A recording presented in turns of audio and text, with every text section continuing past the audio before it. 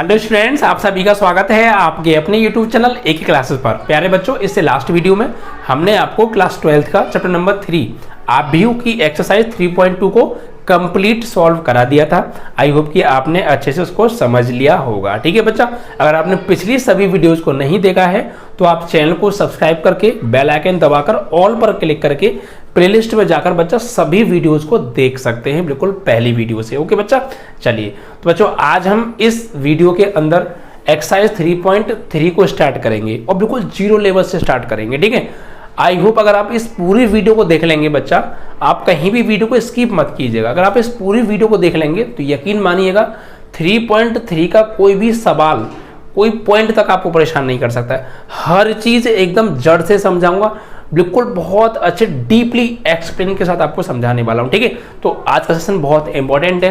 जिन लोगों ने अभी लाइक और शेयर नहीं किया तो प्लीज यार आज के सेशन को लाइक और शेयर जरूर कर दीजिएगा। ओके बच्चों, और जाए अपने नए स्टूडेंट को, जो अपने साथी हैं न्यू स्टूडेंट्स, उनको बच्चा कनेक्ट कीजिएगा। ओके बच्चों, चलिए तो बच्चा आज हम जो 3.3 के अंदर बेसिक पढ़ेंगे उसके बेसिक के बारे में चर्चा करेंगे। ठीक है, क्योंकि बेसिक थोड़ा ज़्यादा सा बेसिक है, तो पहले बेसिक को समझेंगे।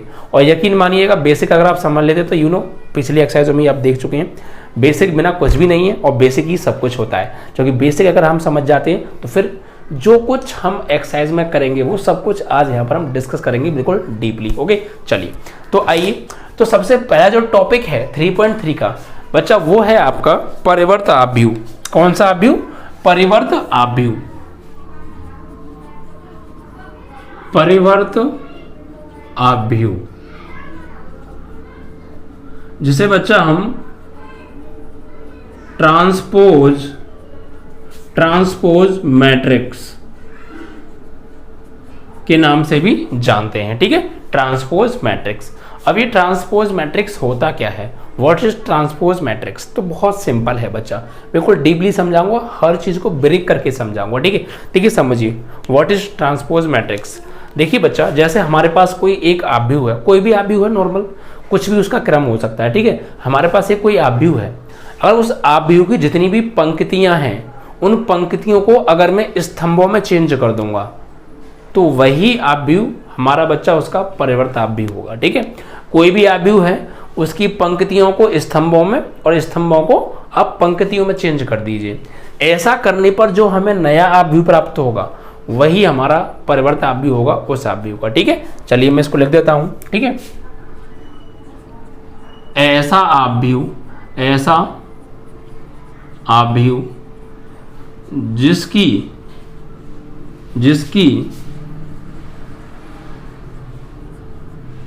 सभी पंक्तियों को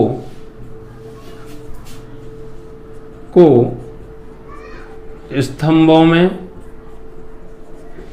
या स्तंभों को पंक्तियों में या सभी स्तंभों को पंक्तियों में इंटरचेंज कर दें, परिवर्तित कर दें। ठीक है, पंक्तियों में परिवर्तित कर देने पर प्राप्त आव्यूह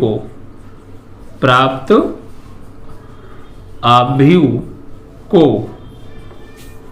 मूल आव्यूह का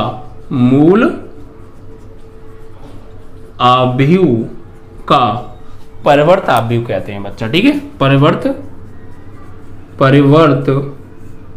आव्यूह कहते हैं। ठीक है, बहुत सिंपल है। जैसे मान लीजिए हमें कोई एक आव्यूह दे रखा है, तो जो आव्यूह दिया है वो मूल आव्यूह है। ठीक है, अब उस आव्यूह की जितनी भी पंक्ति हैं उन सभी को स्तंभों में चेंज कर दो, या आप पंक्तियों को चेंज नहीं करना चाहते हैं तो स्तंभ हैं उसमें जितनी भी, उन स्तंभों को पंक्तियों में चेंज कर दो। चेंज करने के बाद जो नया आव्यूह मिलेगा वह जो मूल आव्यूह था उसका परिवर्त आव्यूह कहलाएगा, ट्रांसपोज मैट्रिक्स कहलाएगा। ओके बच्चा, इसे बच्चा हम डैश से रिप्रेजेंट करते हैं। इसे रिप्रेजेंट कैसे किया जाता है? इसे डैश, ये डैश लगा था, डैश डैश बोल दो या टी, क्या टी, से प्रदर्शित करते हैं, प्रदर्शित करते हैं। कैसे, समझिए, एग्जाम्पल देके समझाऊंगा, ठीक है। एग्जाम्पल से आपको हर चीज एकदम क्लियरिटी के साथ समझ में आएगी। ओके, चलिए देखिए, मान लीजिए यहाँ पे एक उदाहरण हम ले लेते हैं। जैसे सपोज हमें एक आव्यूह दिया है, कोई भी एक आव्यूह दिया है, a बराबर, ये एक आव्यूह है और इसका ऑर्डर कुछ भी हो सकता है। जैसे मान लीजिए 4 5 6 7 8 9 समथिंग, ये एक आव्यूह है। ओके, और इसका जो क्रम है वो कितना है, 2 रो है और 3 कॉलम है, तो 2 गुणा 3 इसका क्रम हो गया, ठीक है। अब मुझे इस दिए आव्यूह का ट्रांसपोज मैट्रिक्स निकालना है, परिवर्त आव्यूह निकालना है। तो कैसे निकालेंगे, देखिए कुछ नहीं करना, अकॉर्डिंग टू डेफिनेशन आपको चलना है। सभी पंक्तियों को चेंज करना है बच्चा स्तंभों में, या सभी स्तंभों को चेंज करना है बच्चा पंक्तियों में। एक काम कर लो कोई सा भी, ठीक है। चलो हम पहला काम कर लेते हैं, सभी जितनी भी पंक्ति हैं इसमें, उन पंक्तियों को स्तंभ की फॉर्म में लिख देते हैं, ठीक है। तो यहां पर लिखेंगे ए का परिवर्त। तो बच्चा हम ए का परिवर्त निकाल रहे हैं, इसीलिए हम इसे ए डैश से लिखेंगे, क्योंकि मैंने क्या बताया था, जिस आव्यूह का आप परिवर्त निकाल रहे हैं उसके ऊपर डैश लगा दीजिए बस आप, वो उसका परिवर्त होगा, ठीक है। या ए डैश या ए टी से रिप्रेजेंट करते हैं। अगर आपका आव्यूह ए है तो उसके ऊपर टी लगा देंगे, अगर आपका आव्यूह बी है तो उसके ऊपर टी लगा देंगे, ठीक है। तो T means transpose, T means transpose. तो ए डैश या ए टी से प्रदर्शित करते हैं, तो इसका परिवर्तन निकालेंगे। तो बच्चा कैसे निकालेंगे, मैंने आपको क्या बताया, किसी भी आव्यूह को आपको परिवर्तन निकालना है। तो जो आव्यूह आपको दे रखा है उसमें जितनी भी पंक्ति हैं उन्हें स्तंभों में लिखो। तो ये पंक्ति है बच्चा, तो इस पंक्ति को ना, ये पड़ी हुई है, इसको खड़ा कर दो। जैसे होता ना भैया कि ये पड़ा हुआ है मार्कर, ये पंक्ति का काम कर रहा है, ये पंक्ति है, ये पड़ा पंक्ति की फॉर्म में, इसको अगर हम ये खड़ा कर देंगे तो ये स्तंभ का काम करेगा, नहीं करेगा। तो बस आपको कुछ नहीं करना, इसको खड़ा कर देना है। 4 5 6 पंक्ति की फॉर्म में लिखा है, आपको स्तंभ की फॉर्म में लिखना है। 4 5 6, ठीक है। ये पंक्ति था, यहाँ ये कॉलम बन गया। ऐसे दूसरी जो पंक्ति है उसको भी आप कॉलम की फॉर्म में लिख दीजिए, यानी इसको आप ऐसे कर दीजिए 7 8 9, तो 7 8 9। और ऐसा करने पर ये जो हमें आव्यूह मिला बच्चा, यही इस मूल आव्यूह का परिवर्त आव्यूह है, इसी को हम ट्रांसपोज मैट्रिक्स कहते हैं। और बच्चा जब किसी आव्यूह का हम परिवर्त निकालते हैं तो उसका क्रम भी चेंज हो जाता है, क्रम पलट जाता है। अगर 2 गुणा 3 है तो 3 गुणा 2 हो जाएगा, 7 गुणा 8 है तो 8 गुणा 7 हो जाएगा। यानी जो पंक्ति थी वो अब स्तंभ बन गए और जो स्तंभ थे वो पंक्ति बन गए। तो जाहिर सी बात है उसका ऑर्डर भी चेंज होना ही होना है, ठीक है। तो इसका क्रम पहले 2 गुणा 3 था, अब ये 3 गुणा 2 हो जाएगा, ठीक है। जो भी मूल आव्यूह का क्रम है उसका परिवर्त निकालेंगे तो उसका जस्ट अपोजिट नए आव्यूह का क्रम हो जाएगा, यानी ट्रांसपोज मैट्रिक्स का ऑर्डर हो जाएगा, ठीक है बच्चा। तो आपको परिवर्त आव्यूह समझ में आ गया, आई होप। कोई भी आव्यूह हो सकता है, ठीक है। जैसे मान लीजिए आप ऐसे भी एग्जांपल दे सकते हैं कि अगर a बराबर एक आव्यूह है आपके पास aij और इसका क्रम है m गुणा n, तो इसका जब आप a डैश निकालेंगे तो क्या होगा, तो a डैश जब आप निकालेंगे तो ये aj हो जाएगा। अब ये ji क्यों लिखा कि i मीन्स पंक्ति, पहले i पंक्ति थी। जब a बराबर हमें आव्यूह दिया था तो ये एक पंक्ति थी i और j एक कॉलम था। बट जब हमने इसका ट्रांसपोज निकाला तो जो पंक्ति है वो अब स्तंभ बन गई, तो स्तंभ की जगह जाएगी, और जो स्तंभ था वो अब पंक्ति बन गया, इसलिए वो पंक्ति की जगह आ जाएगा। और जिसका ऑर्डर है वो m गुणा n था, ये अब n गुणा m हो जाएगा। Is that clear? सही बात है भाई। जो पंक्तियां होती हैं वो स्तंभों में चेंज हो जाती हैं, स्तंभ जो होते हैं वो पंक्तियों में चेंज हो जाते हैं। ऑफकोर्स सीधी सी बात है, ठीक है। तो इसी को हम बोलते हैं बच्चा ट्रांसपोज मैट्रिक्स। तो आपको एग्जाम्पल के साथ में सारी चीजें 101% क्लियर हो गई होंगी, ठीक है बच्चा। कोई भी दिक्कत आती है तो वीडियो को ना रिपीट किया करो, और जो मेरा बोलना है और जो लिखाना है दोनों पे फोकस किया करो। रियली बता रहा हूँ, कोई पॉइंट नहीं बचने वाला है, सारी चीजें बहुत अच्छे से क्लियर कराने वाले हैं, ठीक है। तो ट्रांसपोज मैट्रिक्स क्लियर हो गया आपका। परिवर्त आव्यूह क्या होता है, बस कुछ नहीं है, जो भी आपको आव्यूह दिया है पंक्तियों को स्तंभों में चेंज करना है, स्तंभों को पंक्तियों में चेंज करना है, परिवर्त आव्यूह खलास। अब इसके बाद इसी के आधार पर बच्चा 2 टाइप के आव्यूह और बनते हैं। कौन से, देखिए 2 टाइप के बच्चा और आव्यूह बनते हैं, उन्हें और समझ लीजिए ध्यान से, ठीक है। अब कौन से हैं उन्हें समझिए। इसके बाद बच्चा एक आव्यूह और होता है, कौन सा? सममित आव्यूह। सममित आव्यूह, ठीक है। अब ये सममित आव्यूह इसी के आधार पर है, दो टाइप के आव्यूह होते हैं। पहला होता है सममित आव्यूह, जिसे हम सिमेट्रिक मैट्रिक्स के नाम से जानते हैं। क्या बच्चा? सिमेट्रिक मैट्रिक्स, ठीक है, सिमेट्रिक मैट्रिक्स के नाम से जानते हैं। अब ये क्या होता है, सममित आव्यूह क्या होता है बच्चा? तो देखिए सिंपल सी बात है, देखिए ध्यान से समझिएगा। सिमेट्रिक मैट्रिक्स होता क्या है? जैसे हमारे पास कोई एक वर्ग आव्यूह है, वर्ग आव्यूह होना चाहिए, ध्यान रखिएगा आप, क्या होना चाहिए? वर्ग आव्यूह होना चाहिए। यहाँ ये शर्त है, सममित आव्यूह के लिए जो भी आव्यूह होगा पहले तो वो वर्ग होना चाहिए, ठीक है। तो ऐसा एक वर्ग आव्यूह, ठीक है, ऐसा वर्ग आव्यूह जिसका परिवर्त उसी आव्यूह के बराबर आ जाए, ऐसा कोई वर्ग आव्यूह अगर हम उसका परिवर्त निकालें तो वो परिवर्त जो निकल के आएगा वो उस मूल आव्यूह के ही समान आए, तो उस आव्यूह को हम मूल आव्यूह का परिवर्त आव्यूह जो है सममित आव्यूह बोलते हैं, ठीक है बच्चा। कोई भी आव्यूह है उसका परिवर्त निकालिए, परिवर्त निकालने के बाद जो आव्यूह मिला है वो अगर मूल आव्यूह के बराबर है, समान है, तो वो उस मूल आव्यूह का एक सिमेट्रिक मैट्रिक्स कहलाएगा बच्चा, ठीक है, सममित आव्यूह कहलाएगा, ठीक है। चलिए तो मैं इसकी डेफिनेशन लिख देता हूं बच्चा यहां पर। ऐसा वर्ग आव्यूह, ऐसा वर्ग आव्यूह, ध्यान रखिएगा ये बात यहां पर मेन है भाई, जो आव्यूह होगा वो वर्ग होना चाहिए, ठीक है। तो ऐसा वर्ग आव्यूह जिसका परिवर्त आव्यूह उसी आव्यूह के बराबर हो, उसी यानी मूल, उसी आव्यूह के समान हो, तो इस आव्यूह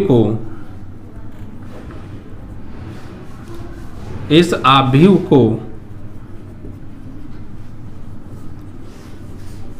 हम सममित आव्यूह कहते हैं, सममित आव्यूह कहते हैं, ठीक है बच्चा। समझिए कोई भी आव्यूह है वो वर्ग होना चाहिए, सबसे पहली बात, बार बार बोल रहा हूं वर्ग होना चाहिए, वर्ग नहीं होगा तो काम नहीं करेगा, वर्ग आव्यूह होना मस्ट है, ठीक है। तो कोई हमारे पास एक वर्ग आव्यूह है, ठीक है, और उस वर्ग आव्यूह का हमने परिवर्त निकाला, और जो परिवर्त निकल के आया है वो जो दिया था आव्यूह स्टार्टिंग में उसी के समान है, तो उसे हम उस आव्यूह का जो है सममित आव्यूह बोलेंगे, ठीक है बच्चा। एग्जाम्पल समझ लीजिए, एग्जाम्पल से और आपको हर चीज क्लियर हो जाएगी, ठीक है। उदाहरण समझिए आप, जैसे मान लीजिए मेरे पास एक आव्यूह दे रखा है, एक मेरे पास आव्यूह दे रखा है, ये वर्ग होगा, ये बात क्लियर है, ठीक है। जैसे मान लीजिए 5 6 7 6 3 2, ठीक है, 6 3 2 7 6 3 2 7 2 5, ठीक है। ये एक वर्ग आव्यूह है, वर्ग आव्यूह है या नहीं है? तो ये देखो इसमें 1 2 3 तीन ही रो हैं, 1 2 3 तीन ही कॉलम्स हैं, ठीक है। तो ये एक वर्ग आव्यूह है।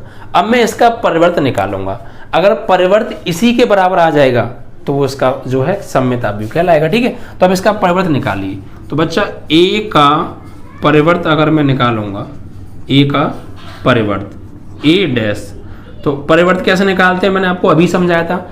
जो स्तंभ होते हैं उन्हें पंक्तियों में चेंज कर देते हैं या पंक्तियों को स्तंभों में चेंज कर देते हैं, बात एक ही है, ठीक है। तो बच्चा इसमें जो पंक्ति है, इस पंक्ति को, ये पड़ी हुई है, इसको खड़ा कर दो, यानी 5 6 7, पहली पंक्ति को पहला कॉलम बना दो, पहला स्तंभ बना दो, दूसरी पंक्ति को दूसरा स्तंभ बना दो, 6 3 2, तीसरी पंक्ति को तीसरा स्तंभ बना दो, 7 2 5, ठीक है। अब बच्चा हम इसको मैच करेंगे, अब इसको हम मैच करेंगे, क्या ये दोनों आव्यूह बिल्कुल सेम है? आपके सामने मैंने इस पंक्ति को स्तंभ बनाया 5 6 7, स्तंभ में लिख दिया 5 6 7, दूसरी पंक्ति 6 3 2 पंक्ति है, इसको स्तंभ में लिखा 6 3 2, तीसरी ये पंक्ति है 7 2 5, स्तंभ में लिखा 7 2 5, क्लियर, ये इसका परिवर्त हो गया। अब चेक करना है क्या ये दोनों आपस में बराबर हैं, क्या ए और ए डैश बराबर आ रहे हैं। अगर बराबर आ गए तो ये क्या होगा, एक सिमेट्रिक मैट्रिक्स होगा।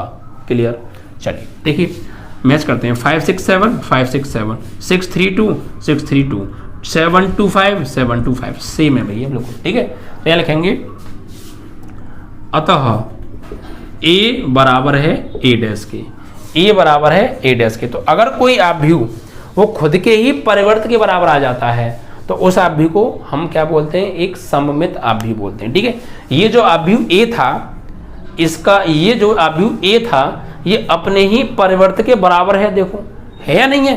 तो इसकी शर्त है, परिवर्त आव्यूह की एक कंडीशन होती है, इसे आप लिख लीजिएगा कि अगर ए बराबर आ जाता है ए डैश के तो ये ए जो है एक सममित आव्यूह होगा। ठीक है, क्लियर ना बात है, ये कंडीशन आप याद रखिएगा।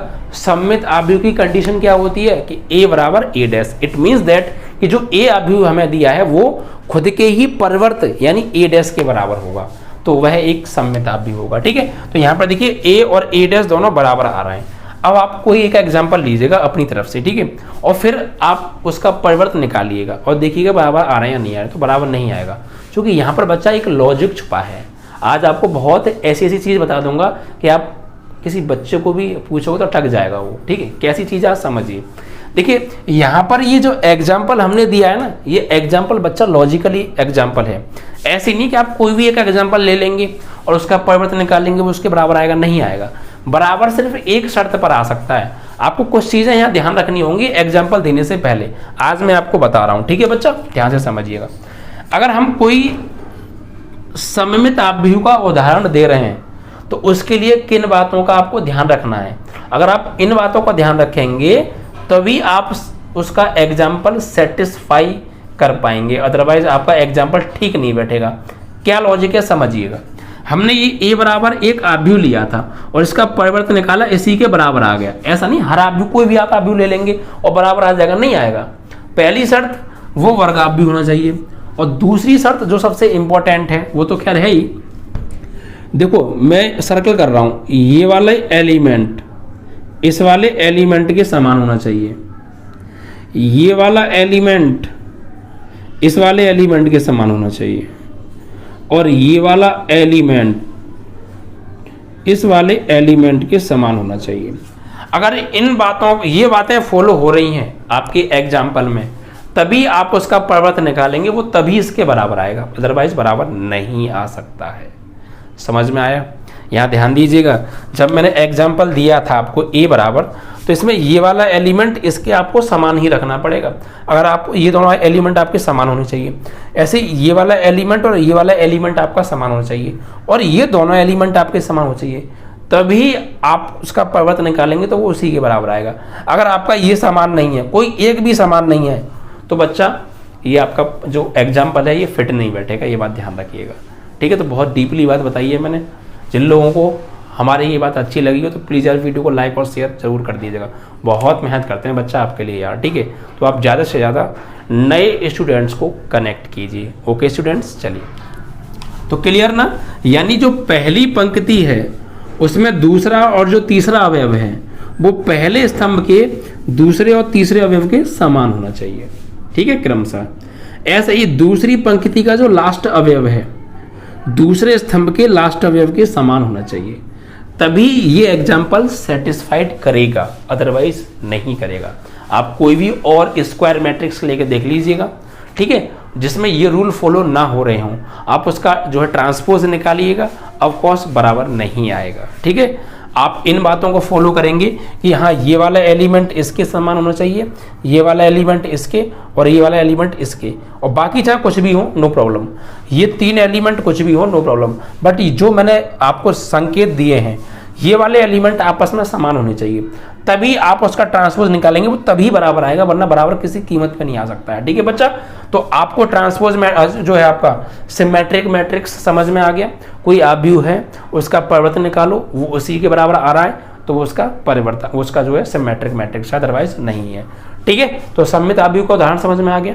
उसके बाद अब एक और है बच्चा दूसरा, और कंडीशन ध्यान रखिएगा, सममित आव्यूह की क्या, ए बराबर ए डैश, तभी वो सममित आव्यूह होगा, अदरवाइज नहीं होगा। ठीक है बच्चा, चलिए अब एक और है बच्चा विषम सममित आव्यूह।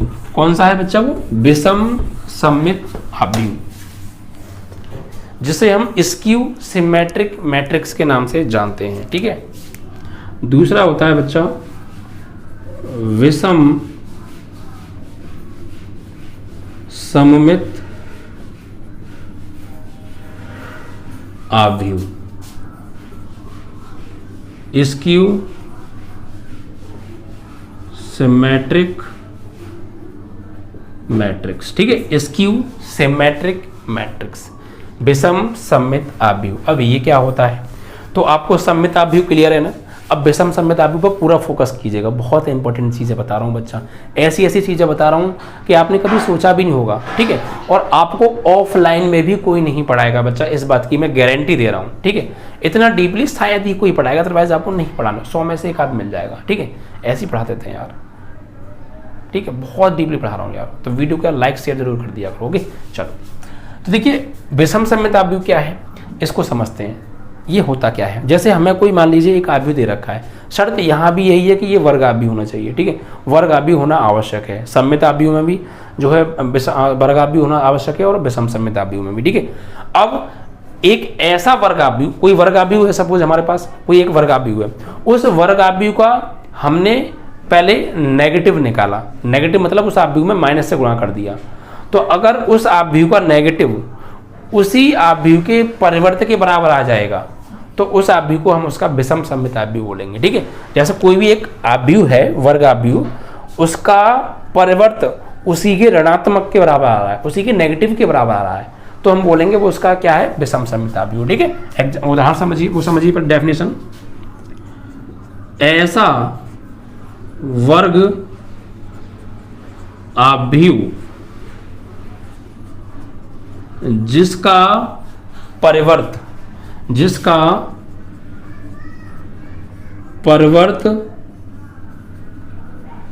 आव्यूह उस आव्यूह के ऋणात्मक के बराबर हो तथा मुख्य विकर्ण का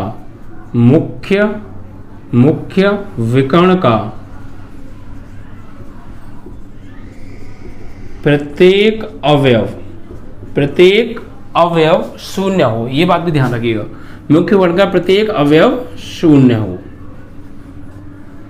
तो इस प्रकार के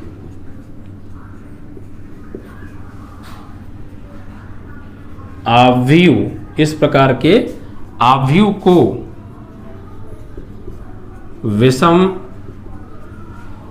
सममित आव्यूह कहते हैं। ठीक है बच्चा, विषम सममित आव्यूह कहते हैं स्क्यू सिमेट्रिक मैट्रिक्स। ठीक है बच्चा, क्लियर ना चीजें? बस आपको फोकस कहाँ करना है? सबसे पहले जो भी आपको मैट्रिक्स दे रखा है वो पहले तो स्क्वायर मैट्रिक्स होना चाहिए, ये बात विशेष ध्यान रखिएगा, ये मस्ट है बच्चा। ठीक है, फिर आप उसका परिवर्त आव्यूह निकालिए, ट्रांसपोज मैट्रिक्स निकालिए। उसका ट्रांसपोज मैट्रिक्स अगर उसी के नेगेटिव साइन के इक्वल आ रहा है, यानी ऋणात्मक आव्यूह के बराबर आ रहा है, तो वह उसका क्या होगा? विषम सममित आव्यूह होगा। शर्त ये भी है कि जो आव्यूह आपको दे रखा है वो वर्ग आव्यूह होने के साथ साथ उसका जो मुख्य विकर्ण का प्रत्येक अवयव है ना बच्चा, वो शून्य भी होना चाहिए। ठीक है, तभी काम करेगा, अदरवाइज नहीं काम करेगा। ठीक है, चलिए तो समझ में आ गया क्या है स्क्यू सिमेट्रिक मैट्रिक्स। ओके, चलिए तो एक एग्जांपल लेते हैं तो आपको 100% क्लियर हो जाएगा। ठीक है बच्चा, उदाहरण समझिएगा। जैसे मेरे पास एक आव्यूह दे रखा है और ये एक स्क्वायर मैट्रिक्स है। कैसा मैट्रिक्स है? स्क्वायर मैट्रिक्स है। ओके, चलिए जैसे 0 5 6 -5 0 0, यहाँ पे कुछ भी ले सकते हैं आप, 3 ले लीजिए सपोज। ठीक है, या -6 और यहाँ पर आप ले लीजिए -3 और यहाँ पे ये 0। ठीक है बच्चा, ये है। ओके, ये है आपका। तो अब ये एक स्क्वायर मैट्रिक्स है। क्यों? चूंकि देखिए 1 2 3 रो हैं, 1 2 3 कॉलम है, और वर्ग आव्यूह तो हो गया, साथ में फिर मुख्य विकर्ण का प्रत्येक अवयव 0 होना चाहिए। देखो मुख्य विकर्ण ये तो होता है मीन डायगोनल्स, ये लीडिंग डायगोनल्स जिसे बोलते हैं, लीडिंग डायगोनल्स, ये देखो क्या है, मुख्य विकर्ण का प्रत्येक अवयव 0 है।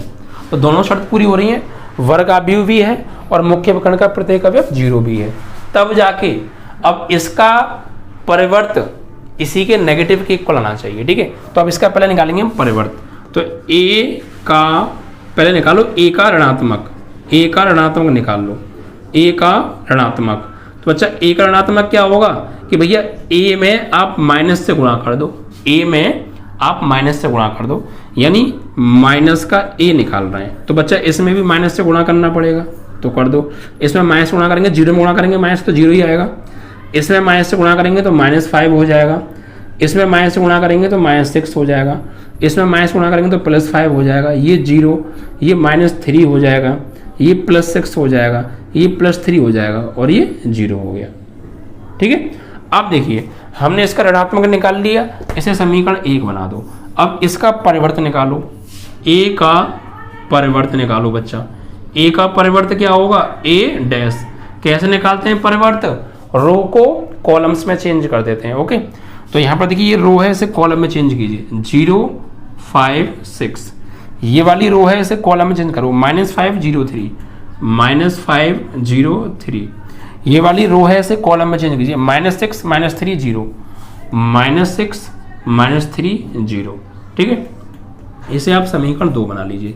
तो मैंने आपको क्या बताया था कि आपको कोई एक आव्यूह दिया है, इसका ऋणात्मक इसी के परिवर्त के बराबर आना चाहिए। अगर बराबर आ रहा है तो इसे बोलेंगे हम विषम सममित आव्यूह, स्क्यू सिमेट्रिक मैट्रिक्स। और आप चेक कर लीजिए ये दोनों इक्वल आ रहे हैं बच्चा।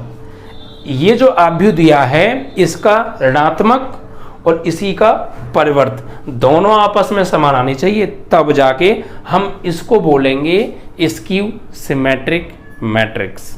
क्लियर, देख लीजिए इक्वल आ रहे हैं या नहीं आ रहे हैं। देखो 0 -5 6, 0 -5 6, 5 0 -3, 5 0 -3, 6 3 0, 6 3 0, दोनों इक्वल आ रहे हैं या नहीं आ रहे हैं। हमने इसी का नेगेटिव निकाला और इसी का ट्रांसपोज निकाला और उसके बाद देखा दोनों सेम है। It means that we can say it is skew symmetric matrix. Clear, समझ में आ रही है बातें, ठीक है। तो बस अब एग्जाम्पल कोई ऐसी नहीं कि आप चाहेंगे और कोई भी एग्जाम्पल उठा के दे देंगे और वो बन जाएगा, नहीं।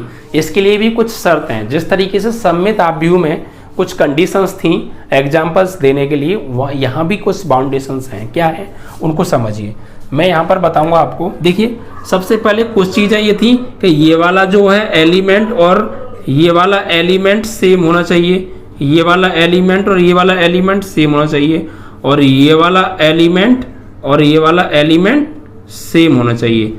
साथ में ये एलिमेंट सेम तो हैं, देखो 5 5 6 6 3 3।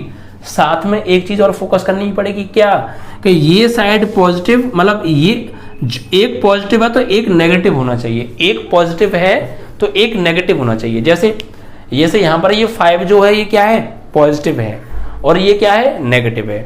हाँ, ये पॉजिटिव हो सकता है, ये नेगेटिव, या ये नेगेटिव ये पॉजिटिव, कुछ भी, दोनों में से कोई एक पॉजिटिव होगा और एक नेगेटिव जरूर होगा।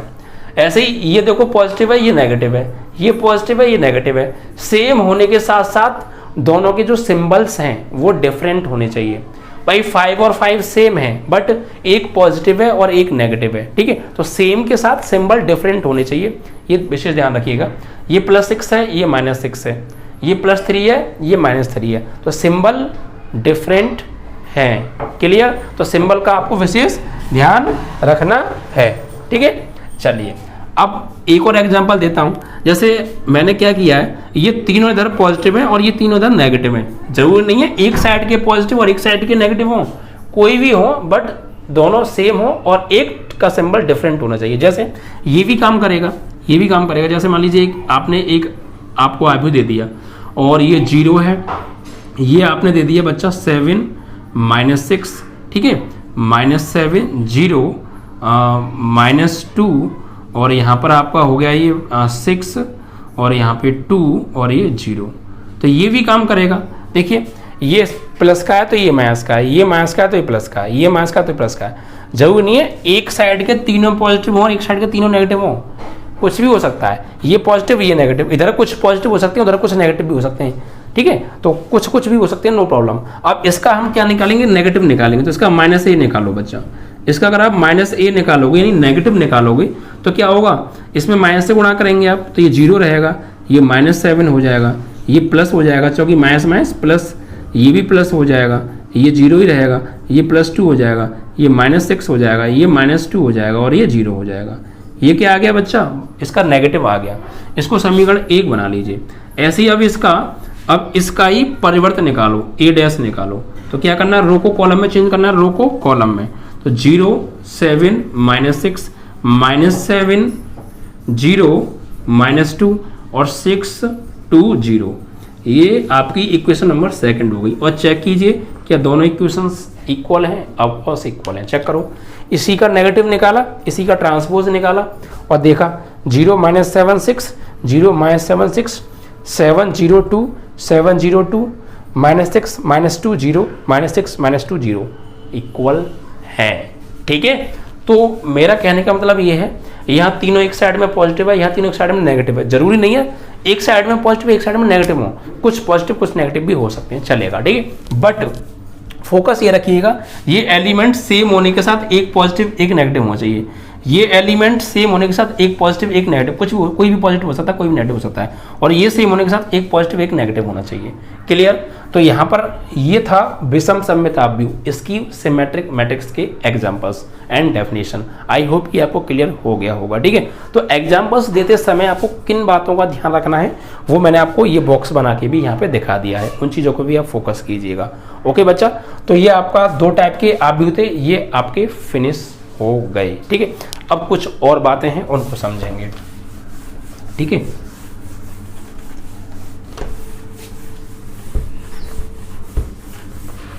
जैसे मान लीजिए मेरे पास एक वर्गाव्यूह है A और उसका परिवर्त है A'।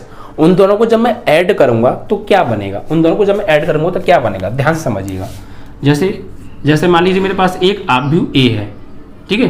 मान लीजिए A है, A एक क्या है, वर्गाव्यूह है, क्या है, वर्गाव्यूह है, ठीक है, सपोज। तो अगर मैं A में इसी के परिवर्त को ऐड करूं, अगर किसी वर्गाव्यूह में हम उसी के परिवर्त को, उसी की ट्रांसपोज को ऐड करें, तो जो ऐड करने के बाद मिलेगा वो एक क्या मिलेगा, ये एक सममित आव्यूह होगा। क्या होगा, सममित आव्यूह होगा बच्चा। कैसा आव्यूह होगा, एक सममित आव्यूह होगा, ये विशेष ध्यान रखिएगा। अगर किसी वर्गाव्यूह में उसी के ट्रांसपोज को ऐड कर देते हैं तो ये जो मिलेगा हमें यहाँ से टोटल सॉल्व करके, वो एक क्या होगा, सममित आव्यूह होगा, ठीक है। ऐसे ही अगर मैं किसी आव्यूह में उसी के परिवर्त को माइनस कर दूं तो ये जो मिलेगा बच्चा, ये एक विषम सममित आव्यूह मिलेगा, विषम सममित आव्यूह, ठीक है। ये बात आप विशेष ध्यान रखिएगा दोनों। अगर किसी वर्गाव्यूह में उसी के परिवर्त को ऐड करेंगे तो ऐड करने के पश्चात जो मैट्रिक्स मिलेगा वो एक सिमेट्रिक मैट्रिक्स होगा। It means that we can say वो एक सममित आव्यूह होगा। और अगर हम किसी वर्गाव्यूह में उसी के जो है परिवर्त को माइनस करेंगे तो वहां से जो मैट्रिक्स मिलेगा वो एक स्क्यू सिमेट्रिक मैट्रिक्स होगा, ठीक है बच्चा, क्लियर ना। इट मीन्स कि वो एक विषम सममित आव्यूह होगा। तो ये 2 बातें आप यहाँ पे विशेष ध्यान रखिएगा, ओके। अब एक बात और रह जाती है, किसी भी आव्यूह को विषम सममित आव्यूह और समसम्मित आव्यूह के योगफल के रूप में लिखा जा सकता है, बट कैसे वो समझिए, ठीक है। यहां पर मैं लिखूंगा किसी कोई भी आव्यूह है, कोई वर्गाव्यूह है, ठीक है, कोई वर्गाव्यूह है, उसको सममित और विषम सममित और विषम सममित आव्यूह के योगफल के रूप में लिखा जा सकता है, ठीक है बच्चा, लिखा जा सकता है।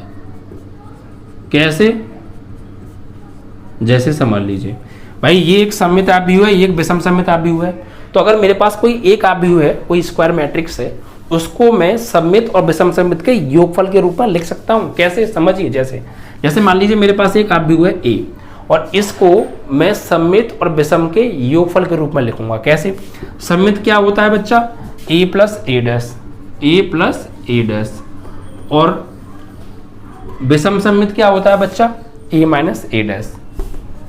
ये भी तो एक विषम सममित है ना। अब इसके योगफल के रूप में हम इसको लिख सकते हैं। कैसे, जैसे देखिए a डैश से तो a डैश कट जाएगा, a और a क्या हो गया 2, तो 2 एक्स्ट्रा आ रहा है, तो आप क्या कीजिए 2 से इसमें 1/2 आगे लगा लीजिए, 1/2 आगे लगा दीजिए इस तरीके से।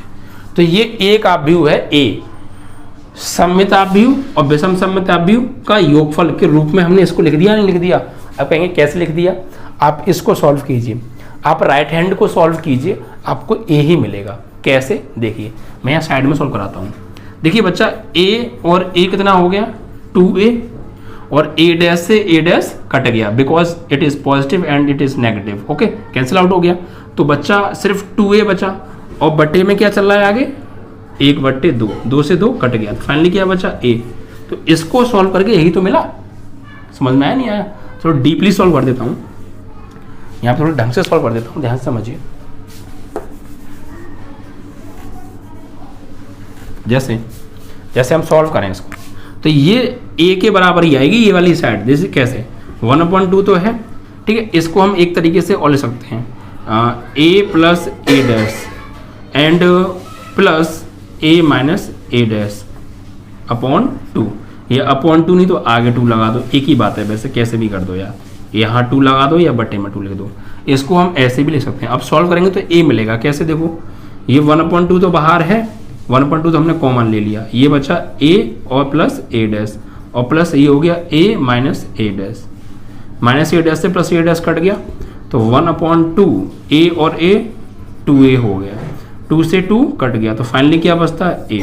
तो left hand and right hand equal, it means that we can say कि इस स्क्वायर मैट्रिक्स को हम इसकी सिमेट्रिक मैट्रिक्स और सिमेट्रिक मैट्रिक्स के सम की फॉर्म में लिख सकते हैं। ठीक है बच्चा, यानी इस आव्यूह को हम सममित आव्यूह और विषम सममित आव्यूह के योगफल के रूप में लिख सकते हैं, और इसलिए मैंने लिखा है। ठीक है बच्चा, तो जब भी कभी किसी आव्यूह वर्ग आव्यूह को सममित और विषम सममित आव्यूह के योगफल के रूप में लिखवाए, तो आप ये कंडीशन उसके लिए विशेष याद रखेंगे। ठीक है, किसी आव्यूह को सममित विषम सममित आव्यूह के योगफल के रूप में इस तरीके से लिखा जा सकता है, A plus A dash plus A minus A dash upon 2, या फिर आप ये बोल सकते हैं कि A plus A dash upon 2 plus A minus A dash upon 2, ये भी बात ठीक है, कोई से भी एक याद कर लीजिएगा। ठीक है बच्चा, तो ये कुछ बेसिक कॉन्सेप्ट था इस एक्सरसाइज को लेकर।